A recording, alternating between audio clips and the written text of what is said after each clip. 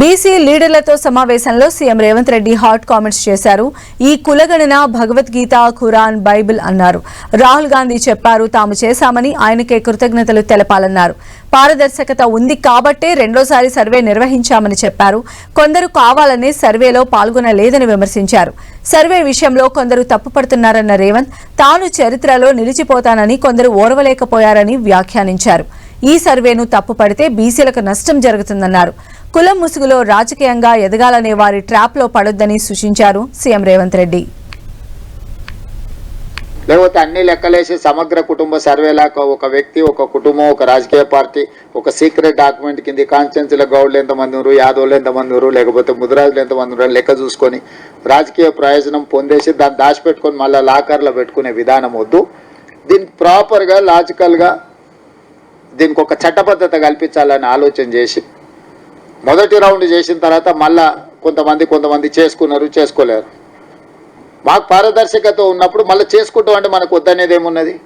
అందుకే రెండో విడత కూడా మళ్ళీ 15 రోజులు సమయం ఇచ్చిన. ఎవరైనా గతంలో ఇది బలహీన వర్గాలకు లబ్ధి చేకూర్చేది. తప్పెక్కడ వస్తుంది? ఎవరైనా ఓసీలు ఉన్నాడు బీసీ చెప్పుకుంటాడు, ఏమన్నా లాభం వస్తుంది ఏమన్నా ఆశతో, కానీ బీసీలు ఉన్నాడు ఓసీ అని చెప్పుకుంటాడా? నష్టం వాళ్ళకే కదా.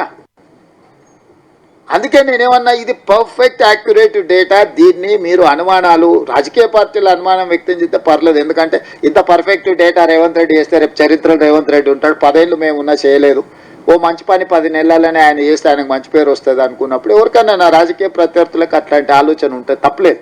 నేను వాళ్ళని తప్పు పట్టను.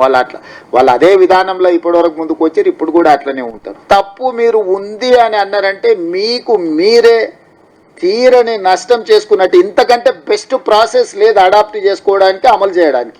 ఈ రోజు ఈ కులగణన అనేది ఇదే బైబిల్, ఇదే ఖురాన్, ఇదే భగవద్గీత. దీంట్లో అమెండ్మెంట్స్ చేసుకోండి. రేపు పొద్దుగాల మీకు ఇంకా 56 కాదు, మీకు అనుమానం వచ్చి మళ్ళీసారి లెక్క పెట్టుకోరు.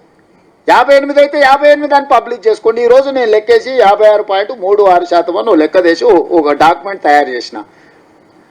దీనిపైన మీరు ఏం కావాలో మళ్ళీ దాన్ని నెక్స్ట్ లెవెల్కి మాడిఫికేషన్ తెచ్చుకోండి. మీరందరూ ఎడ్యుకేటెడ్, చాలా మంది చదువుకున్న పిల్లలు ఉన్నారు, జర్నలిస్టులు ఉన్నారు, బలైన వర్గాల నుంచి వచ్చిన వాళ్ళు, ఆఫీసర్లు ఉన్నారు, అందరూ ఉన్నారు. నేను చెప్తున్న దాంట్లో లాజిక్ ఉందా లేదా మీరు ఆలోచన చేయండి.